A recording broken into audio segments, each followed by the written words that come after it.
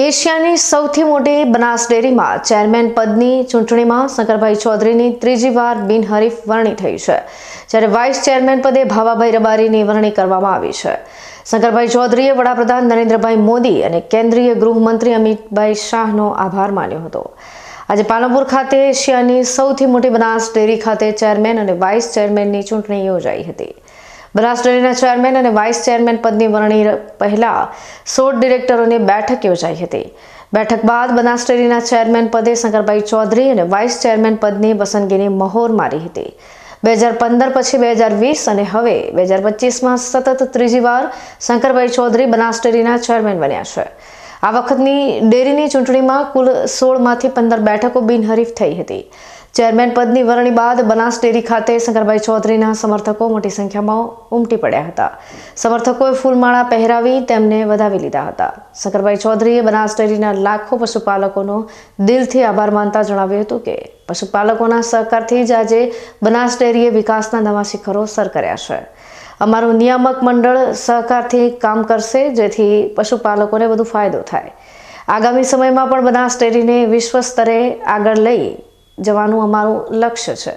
બનાસ ડેરીના આ ત્રીજા કાર્યકાળમાં શંકરભાઈ ચૌધરીએ સહકારથી બનાસ ડેરીને નવી દિશા આપવાનો સંકલ્પ વ્યક્ત કર્યો છે. પાલકોનો હૃદયપૂર્વક આભાર માનું છું અને જે તેમની અપેક્ષાઓ છે તેને પૂર્ણ કરવા માટે અમારું નિયામક મંડળ સતત પ્રયત્નશીલ રહેશે. અમારા નિયામક મંડળે મને અને માન્ય ભાવાભાઈ રબારીને ચેરમેન અને વાઇસ ચેરમેન તરીકેની જવાબદારી સોંપી છે. હું અમારા નિયામક મંડળના તમામ માન્ય સભ્યશ્રીનો હૃદયપૂર્વક આભાર માનું છું. અમારા નિયામક મંડળની અંદર સિનિયર વડીલો છે, તેમનું માર્ગદર્શન મળશે અને યુવાનો છે તે ઉત્સાહપૂર્વક વધારે કામ કરશે.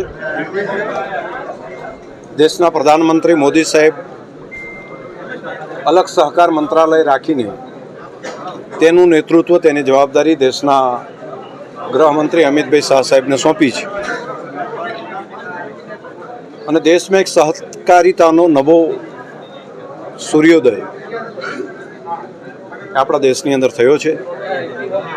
તો તેમના માર્ગદર્શન તળે આપણો બનાસકાંઠા જિલ્લો, બનાસ ડેરી આગળ વધે તેના માટે પૂરેપૂરી મહેનત કરશું. રાજ્યની અંદર પણ માન્ય શ્રી ભૂપેન્દ્રભાઈ પટેલની સરકાર અને સહકાર મંત્રાલય તરીકે માન્ય જીતુભાઈ વાઘાણી, તે બંને પણ હવે સહકારના અનુભવી આગેવાનો છે. હું તમામ પ્રદેશના પ્રમુખશ્રી, પ્રદેશના અગ્રણીયશ્રીઓ તમામનો હૃદયપૂર્વક આભાર માનું છું. ખાસ કરીને પૂર્વ મંત્રી માન્ય શ્રી કીર્તિસિંહભાઈ વાઘેલા, જેઓ અહીંયા ઉપસ્થિત રહી અને સર્વસંમતિથી અમારા નિયામક મંડળે જે નિર્ણય કર્યો છે, હું હૃદયપૂર્વક સૌ પ્રદેશના આગેવાનોનો અને સૌ લાખો પશુપાલકોનો હૃદયપૂર્વક આભાર માનું છું. તેમની જે અપેક્ષાઓ છે, જે આકાંક્ષાઓ છે, એને અનુરૂપ બનાસ ડેરી એ માત્ર ગુજરાત રાજ્યની અંદર નહીં, પૂરા દેશની અંદર અને દુનિયાની અંદર લાખો પશુપાલકોનું ગૌરવ વધારે અને તેમની સુખાકારી વધે તે પ્રમાણેના અમારું નિયામક મંડળ મહેનત કરશે. હું ભાગ્યશાળી છું કે મને સિનિયર આગેવાન તરીકે માન્ય પરબતભાઈ પટેલ સાહેબ હોય, માન્ય જે.કે. સાહેબ હોય, એવા વડીલો પણ છે અહીંયા. અને યુથ ટીમ અમારા પીજેભાઈ હોય, ભાઈ ભરતભાઈ હોય, બાહુભાઈ હોય, તમામે તમામ અમારા અમરતજી હોય કે અહીંયા ફલજીભાઈ, અમારું પૂરું નિયામક મંડળ ખૂબ ખંતપૂર્વક, એ બાબુભાઈ, અમારા બહેનો 4 તો બહેનો છે કે જેનું પહેલી વખત માર્ગદર્શન નિયામક મંડળને મળી રહ્યું છે. હું અભિનંદન આપીશ કે અમે સૌ સાથે રહીને આ કામને આગળ લઈ જઈશું.